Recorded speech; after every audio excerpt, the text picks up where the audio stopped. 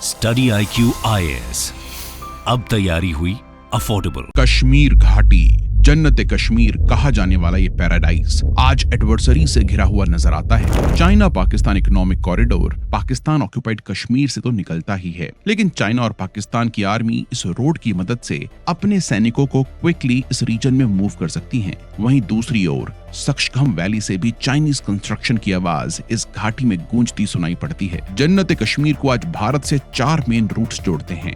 पहला और सबसे मेन रूट है NH-44 का, जहां पठानकोट से जम्मू, जम्मू से बानीहाल और जवाहर टनल से काजीगुंड और काजीगुंड से श्रीनगर पहुंचा जा सकता है। जब ये रूट्स लैंडस्लाइड्स और वेदर प्रॉब्लम से बंद हो जाते हैं तो पुराना मुगल रोड रूट इस्तेमाल में लिया जाता है, जो जम्मू से रजौरी, रजौरी से पुंछ और पुंछ से शोपियान और शोपियान को श्रीनगर से कनेक्ट करता है। तीसरा रूट जो बहुत कम यूज में आता है वो है पठानकोट से जम्मू, जम्मू से उधमपुर, उधमपुर से डोडा और डोडा से किश्तवाड़ और किश्तवाड़ से सिंथन टॉप को क्रॉस करते हुए अनंतनाग और यहाँ से श्रीनगर। लेकिन दोस्तों ये तीनों ही रूट्स जम्मू से होकर गुजरते हैं और जम्मू LOC से सिर्फ 16 किलोमीटर दूर लोकेटेड है। इसीलिए ये तीनों ही रूट्स पाकिस्तान द्वारा डिसरप्ट किए जा सकते हैं और यही रीजन है कि आनन फानन में ₹4,000 करोड़ की छत्तरगला टनल को कैबिनेट की मंजूरी मिल गई है।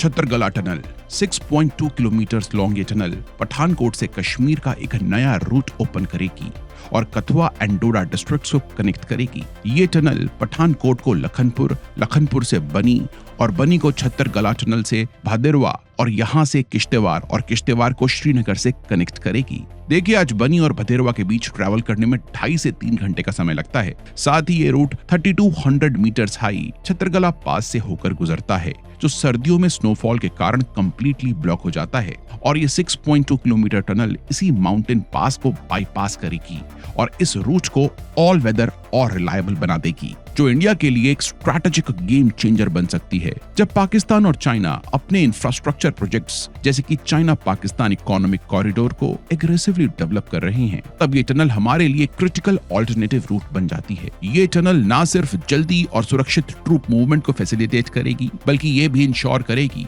कि अगर दूसरे रूट्स डिस्टर्ब हो जाएं, तो भी हमारे पास कश्मीर वैली तक एक रिलायबल पाथवे हमेशा रहे। चाइना की सक्शगम वैली में इंफ्रास्ट्रक्चर डेवलपमेंट और पाकिस्तान के गिलगित बल्तिस्तान में सीपेक प्रोजेक्ट से हमारी सिक्योरिटी को जो डायरेक्ट थ्रेट है उसको काउंटर करने में ये टनल बहुत ही इफेक्टिव होगी। लेकिन दोस्तों आगे बढ़ने से पहले आपको बता दूं कि अगर आप UPSC सिविल सर्विसेज एग्जाम का एक अटेम्प्ट सीरियसली देना चाहते हैं तो स्टडी IQ का फाउंडेशन P2I बैच आपके लिए है। इस बैच में 3 स्टेजेस में आपकी प्रिपरेशन करवाई जाएगी। फर्स्ट स्टेज होगी फाउंडेशन स्टेज, जहां पर UPSC का पूरा सिलेबस सही तरीके से आपको कवर करवाया जाएगा। इसी स्टेज में आपको answer writing practice, MCQ practice करवाई जाएगी और आपको मेंटरशिप द्वारा मोटिवेटेड रखा जाएगा। सेकंड स्टेज होगी मेन स्टेज, जिसको हम MRP यानी कि मेंस रेजिडेंशियल प्रोग्राम कहते हैं। इस स्टेज में आपको दिल्ली बुलवाकर रुकवाया जाएगा और उसके बाद आपको फैकल्टीज 1-on-1 प्रिपेयर करेंगे फॉर द मेंस प्रोग्राम। इस स्टेज में आंसर राइटिंग पर बहुत फोकस होने वाला है। दोस्तों थर्ड स्टेज होगी इंटरव्यू स्टेज, जिसमें एक्स ब्यूरोक्रेट्स आपको डायरेक्टली कम्युनिकेशन स्किल्स इंपार्ट करेंगे। हेंस अगर आप इन तीनों स्टेजेस को सक्सेसफुली कर लेते हैं तो आपके इस एग्जाम को क्रैक करने के चांसेस बहुत हाई हो जाएंगे। तो दोस्तों इस बैच में एडमिशन लेने के लिए आप यूज कर सकते हैं कोड RT लाइव का। तो दोस्तों मैं आशा करता हूं कि हमारी मुलाकात होगी इस बैच की लाइव क्लासेस में। तो चलिए इस वीडियो पर वापस आते हैं। लेकिन इतनी इंपॉर्टेंट होने के बावजूद छत्तरगला टनल प्रोजेक्ट्स में हमें 6 साल से भी ज्यादा डिलेज देखने को मिले। जब 2018 में ही बॉर्डर रोड ऑर्गेनाइजेशन ने DPR यानी कि गवर्नमेंट को डिटेल्ड प्रोजेक्ट रिपोर्ट सबमिट करी, लेकिन इसके बावजूद फंडिंग इश्यूज के चलते इस टनल पर काम शुरू नहीं हो पाया। साथ ही माउंटेनियस टेरेन और एनवायरमेंटल इंपैक्ट असेसमेंट ने इस प्रोजेक्ट को और स्लो कर दिया और लास्टली ब्यूरोक्रेटिक और एडमिनिस्ट्रेटिव हर्डल्स ने इस प्रोजेक्ट को डिले किया, क्योंकि गवर्नमेंट और एनवायरमेंटल अप्रूवल में टाइम तो लगा ही, लेकिन साथ ही साथ डिफरेंट एजेंसीज के बीच कोऑर्डिनेशन की कमी भी रही। अब गवर्नमेंट ऑफ इंडिया ने इन सब हर्डल्स को टैकल करते हुए प्रोजेक्ट को फास्ट ट्रैक पर डाल दिया है और आने वाले कुछ सालों में ये टनल बनकर तैयार हो जाएगी और बनने के बाद ये टनल इंडिया के डिफेंस आर्किटेक्चर में एक गेम चेंजर साबित हो सकती है।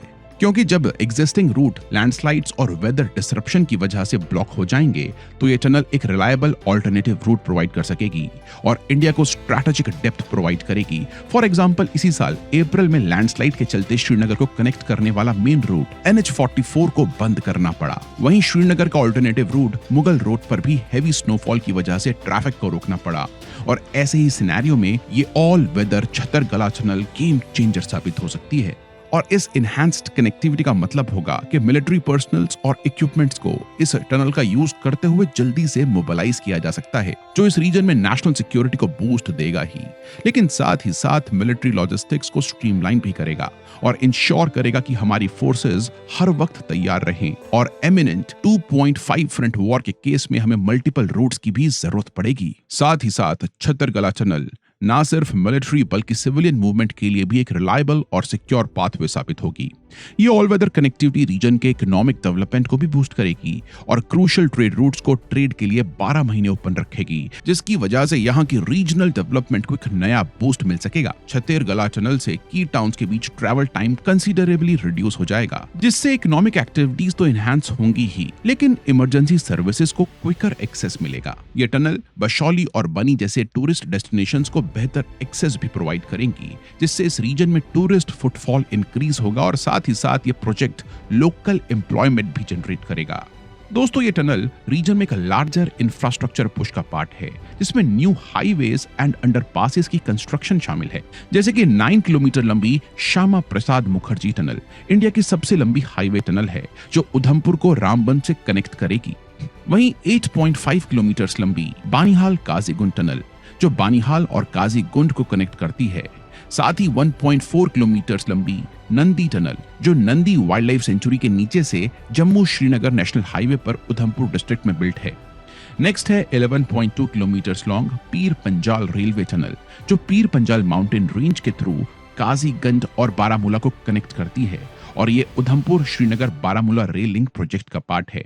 इसके अलावा 6.5 kilometre Z-Morh tunnel, 1.95 kilometre long Nilgrar tunnel और 14.2 kilometre long Zojila tunnel Ladakh और कारगिल की कश्मीर से कनेक्टिविटी को बूस्ट करती हैं। दोस्तों, वैसे तो जब जागो तब सवेरा, लेकिन क्वेश्चन करने वाली बात यह है कि आजादी के 75 सालों बाद क्यों हम इन टनल्स को बनाने में लगे हैं? क्या पहले चाइना और पाकिस्तान का थ्रेट नहीं था? क्या हमारे पास पहले फंडिंग की कमी थी? और अगर फंडिंग की ही कमी थी तो हम सब्सिडीज इतनी ज्यादा क्यों देते थे? या फिर दोस्तों पॉलिटिकल विल की कमी थी? या फिर कुछ पॉलिटिशियंस ने इन टनल्स को बनने नहीं दिया? ये चीजें मेरे समझ से बाहर है, आप ही मुझे कमेंट्स में जरूर बताएं। स्टडी IQ IAS, अब तैयारी हुई अफोर्डेबल।